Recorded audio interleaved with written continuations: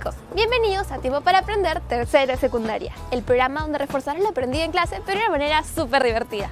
Anteriormente vimos cómo se desarrollaron los estados europeos en el siglo XIX. ¿Pero sabes cómo se llamaban las grandes potencias en esa época? ¿No? Entonces presta mucha atención porque aquí conocerás la respuesta. A mediados del siglo XIX, en Europa habían 5 grandes potencias: Austria-Hungría, Gran Bretaña, Francia, Alemania y Rusia. Y también una casi gran potencia, Italia. Entre todas ellas había un inestable equilibrio de poder.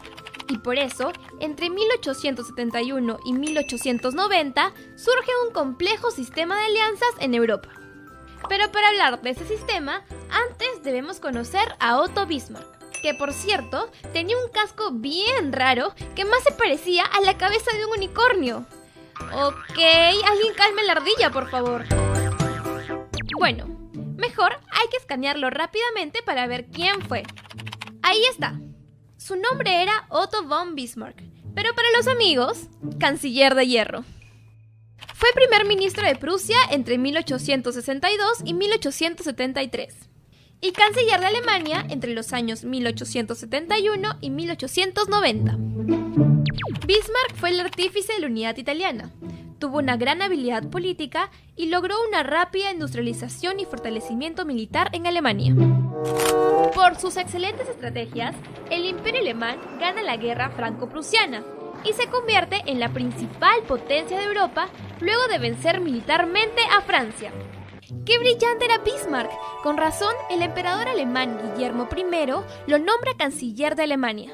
¡Cuidado, canciller! Que ahorita de la emoción le clava la punta de su casco al emperador. Bueno, Guillermo I le encarga que diseñe una política que evite las represalias de los franceses, quienes estaban piconazos por haber perdido la guerra franco-prusiana. Está bien, justo iba a hablar de eso. El sistema bismarckiano, o también llamado sistema de alianzas, fue eso, alianzas entre las potencias europeas que planteó Bismarck después de esta guerra. Pero, ¿sabes para qué planteó el sistema de alianzas? ¿No? Parece que Helga tampoco, así que el profe te lo va a explicar. Lo que se buscó con el sistema de alianzas fueron dos cosas. La primera fue evitar el estallido de una guerra en Europa, ya que como Francia había perdido en la guerra franco-prusiana, estaba buscando vengarse. Entonces, era necesario aislarlos diplomática y políticamente. Lo segundo que buscó el Imperio Alemán con el sistema de alianzas fue evitar enfrentarse con Gran Bretaña en la expansión colonial. En ese sistema es que se forma la Triple Alianza. Esta es la alianza iniciada por el canciller de hierro entre Alemania, Austria-Hungría e Italia, y que se oficializa en 1882. Así es, los tres acordaron apoyarse en caso de que alguien más los quisiera atacar. Pero al final, Italia renuncia al pacto porque no se llevaba muy bien que digamos con el Imperio Austrohúngaro. Pero, ¿sabes qué más hizo Bismarck? Resulta que el canciller alemán de casco regio presidió 2 eventos diplomáticos muy importantes. El Congreso de Berlín en 1878, que se dio para delimitar las fronteras de los nacientes estados balcánicos y el Imperio Otomano. Y la Conferencia de Berlín, que se dio entre 1884 y 1885, con el fin de regular la expansión colonial en África. Sí, no olvides que en este siglo la palabra colonización estaba en la mente de todas las potencias europeas. Pero recapitulemos un ratito lo del tema de las alianzas, porque ante la Triple Alianza surgiría una en contra, conocida como la Triple Entente. Esta coalición estuvo formada por Francia, Reino Unido de Gran Bretaña e Irlanda y el Imperio Ruso. A fines de 1880, la relación entre ambos grupos de potencias se iría poniendo más y más tensa. Las cosas empezaron a ponerse muy feas entre las grandes potencias de Europa. Y ya sabes que cuando ellas comienzan a mirarse feo, sus peleitas no son para nada pequeñas. Por eso se dice que esta vendría a ser una de las principales causas de lo que vendría a ser más adelante la Primera Guerra Mundial. Y es que ellos solo pensaban en 2 cosas: expandirse y colonizar, expandirse y colonizar. Ay, ¿es que no podrían pensar en algo más? A mitad del siglo XIX, las grandes potencias estaban en toda la onda de la colonización. Sí, pues, todos pensaban en la expansión colonial en el mundo. Gran Bretaña y Francia empezaron a ocupar extensas regiones de África y Asia. En el caso de África, la ocupación europea fue casi total. A alucina que en 1885 solo Abisinia y Liberia eran estados independientes. Y en Asia, lo que ocurrió fue que a mediados del siglo XIX el control británico de la India se consolida. Además, más o menos por aquí, que es Asia suroriental, todo quedó repartido entre las potencias europeas con la excepción de Siam. Bien bravos eran los europeos, ¿ah? Pero otra historia fue la de China y Japón, porque los jaladitos le hicieron su par a los europeos colonizadores. Es que las dimensiones de China eran gigantescas y eso impidió que se convirtiera en una colonia. Y por otro lado, en Japón, su modernización frenó los intentos imperialistas europeos y más bien posibilitó que el país con el tiempo se convierta en una potencia imperial más. En Asia se producen dos cosas muy importantes. Enséñales, Helga. Nacionalismo y modernización. Así es, estos dos términos se juntaron. ¿Y sabes qué crearon? Nacionalismos modernizadores. Aparecieron movimientos nacionalistas que promovieron la modernización de sus sociedades, como en los casos del Imperio Otomano y de Japón. El Imperio Otomano era un gran estado multinacional que tenía dominios en 3 continentes: Europa, Asia y África. Pese a esto, a mediados del siglo XIX, tenía una estructura administrativa ineficiente y corrupta, un ejército desmoralizado y un mal sistema social y económico. Sí, pues, el Imperio Otomano estaba hasta el queque. No, Helga, con lo de queque me refería que el imperio andaba muy mal. Bueno, es por esto que, entre 1839 y 1876, algunos de sus gobernantes, sí, esos hombres de turbantes muy bonitos, conocidos también como sultanes, trataron de introducir algunas reformas modernizadoras, por lo que se le llamó a este periodo la Era del Tanzimat. ¿Esta palabra te suena rara?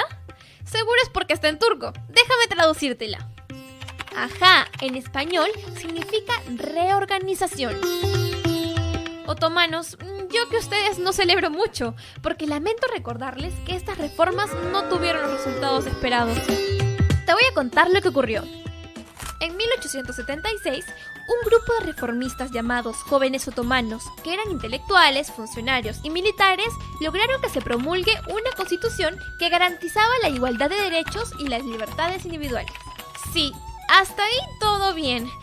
Parece que al sultán Abdulhamid II no le agradó mucho esto y por eso suspendió la vigencia de la Constitución y restableció un gobierno absoluto y antiliberal. Eso, sumado a la crisis económica por la que pasaba el imperio, desencadenaría su decadencia.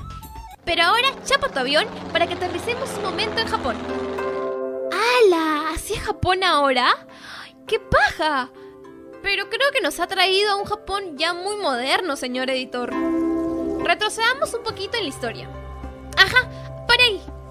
Bueno, creo que le falta un poco de color a las imágenes, pero si lo ves así, es porque esta fue una época antigua en Japón conocida como la Restauración Meiji, que se dio entre 1867 y 1912, con el emperador Mutsuhito, quien proclamó la conversión de Japón a un gobierno democrático. El rápido proceso de occidentalización y modernización convirtió a Japón en una potencia dominante en Asia, en aspecto militar, industrial y comercial.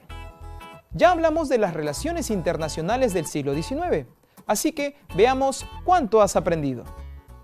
Ahora es tu turno.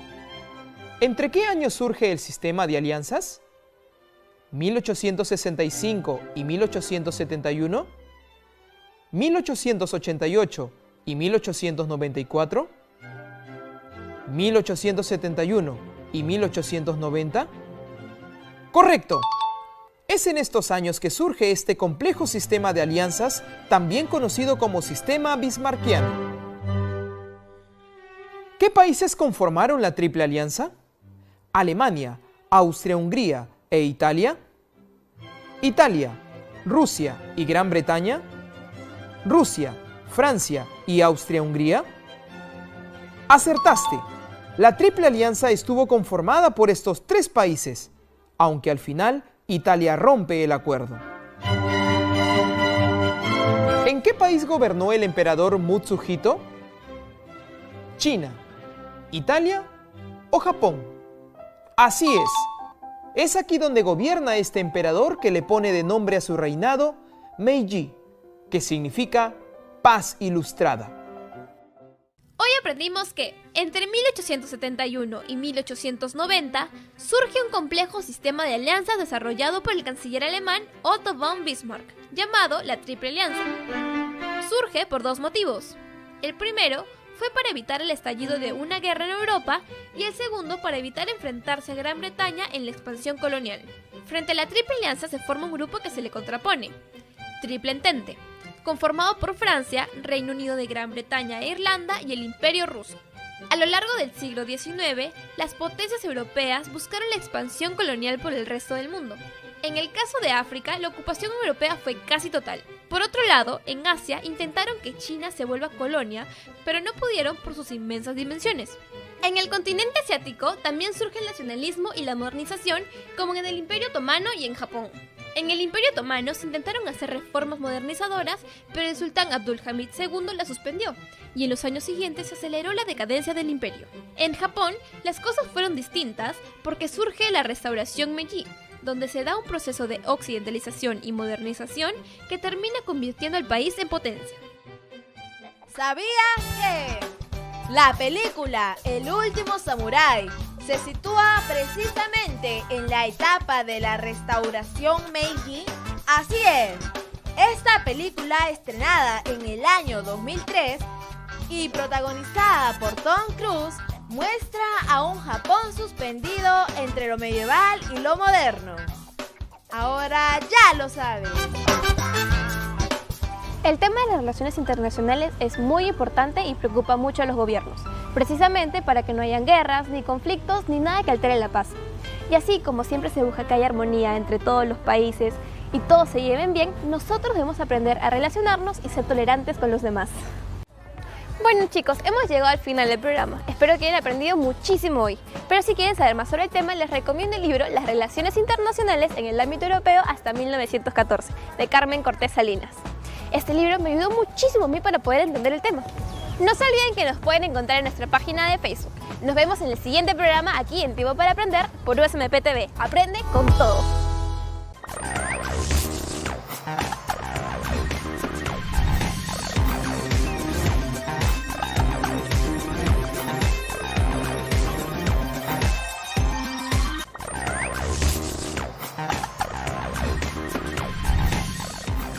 En el próximo programa aprenderemos sobre la revolución y la expansión industrial. No te lo pierdas.